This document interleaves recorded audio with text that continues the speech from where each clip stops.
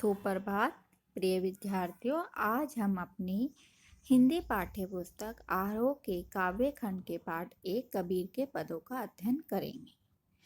पिछली कक्षा में हमने कबीरदास जी का जीवन परिचय पढ़ा था और हमने जाना था कि कबीरदास जी भक्ति काल के निर्गुण ज्ञानश्री शाखा के प्रतिनिधि कवि हैं।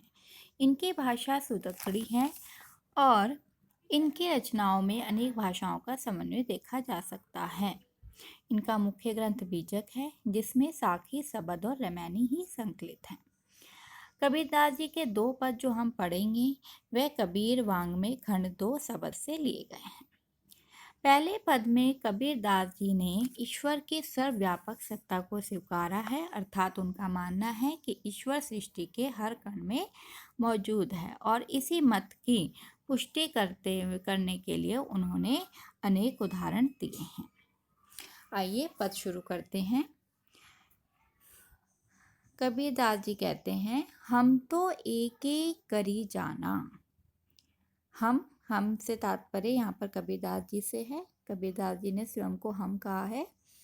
उन्होंने कहा है कि हम तो एक एक करी जाना। अब यहाँ पर जो एक शब्द है, एक तो है, एक जो शब्द है उसका दोनों का अलग अलग अर्थ है। एक शब्द का अर्थ है संख्या, अर्थात ओनली वन, और दूसरे का अर्थ है परमात्मा। तो कबीरदास जी कहते हैं कि मैंने तो परमात्मा को, मैंने तो ईश्वर को एक मान लिया है, अर्थात मैंने ईश्वर के एक होने के सत्य को जान लिया है। मैं समझ चुका हूँ कि आत्मा और परमात्मा एक ही है।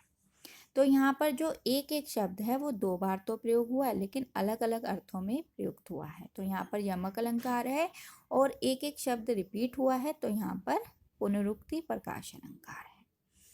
2 को तिन्ही को 2 जग जिन नाही पहचाना, और जिसने उस ईश्वर को नहीं पहचाना है। 2 कहे तिन्ही, तिन्ही का मतलब उन्हें, 2 मतलब 2 कहते हैं, और जो उस ईश्वर को 2 कहते हैं को 2 जग जिन, 2 जग अर्थात वे नरक के भागीदार हैं। तो कबीरदास जी कहते हैं कि जिसने ईश्वर को नहीं पहचाना वो उसे 2 कहता है, और जो उसे 2 कहते हैं वे वास्तव में नरक के अधिकारी हैं, अर्थात ऐसे लोगों को नरक ही प्राप्त होगा। अब यहाँ पर कवि अपने इस तथ्य की पुष्टि करते हुए कहते हैं, एक ही पवन एक ही पानी, एक ही हवा है, एक ही पानी है, एक ही ज्योति समाना, और एक ही आत्मा है, अर्थात सभी मनुष्यों के अंदर एक ही आत्मा समाई हुई है। अब कबीरदास जी उदाहरण देते हैं, एक एक खाग गड़े सब भांडे, एक कोहरा साना। कोहरा का अर्थ होता है कुम्हार, भांडे बर्तन, खाक मिट्टी। कबीरदास जी कहते हैं कि जिस प्रकार कुम्हार एक ही मिट्टी से सभी बर्तनों को बनाता है, चाहे बेशक वो जो बर्तन होते हैं वो भिन्न भिन्न आकार के होते हैं, कोई बड़ा होता है, कोई छोटा होता है, कोई गहरा होता है, लेकिन वह सभी बर्तन एक ही मिट्टी से बनते हैं। इसी प्रकार ईश्वर रूपी कुम्हार ने भी जीवो रूपी बर्तनों को पंचतत्व रूपी मिट्टी से गढ़ा है, अर्थात पंचतत्व रूपी मिट्टी अर्थात एक ही मिट्टी से गढ़ा है, और वो मिट्टी कैसी है? पंचतत्व।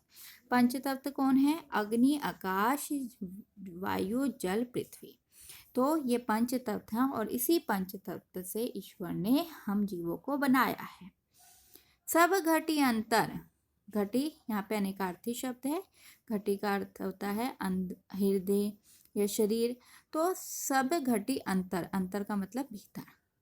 तो सभी मनुष्यों के अंदर, सभी मनुष्यों के हृदय के अंदर एक ही तू ही व्यापक धरे स्वरूप सोई, वही ईश्वर का ही स्वरूप है। व्यापक मतलब है, मौजूद है, वही ईश्वर का स्वरूप है।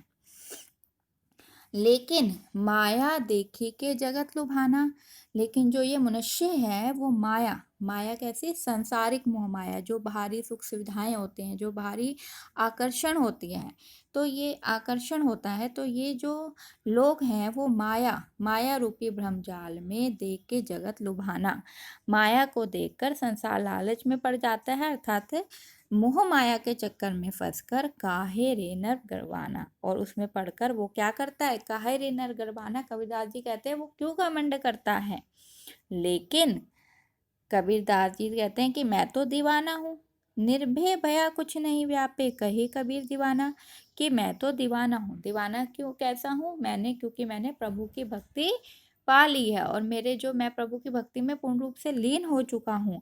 तो मुझे तो पता है कि ईश्वर एक है, इसीलिए निर्भय भया, इसलिए मैं निर्भय हूँ, मैं निडर हूँ, मेरे हृदय में कोई भी डर नहीं है, क्योंकि मैं ईश्वर के अस्तित्व को स्वीकारता हूँ। अर्थात मुझे पता है कि ईश्वर एक ही है। अर्थात मैंने ईश्वर के एक होने के सत्य को जान लिया है।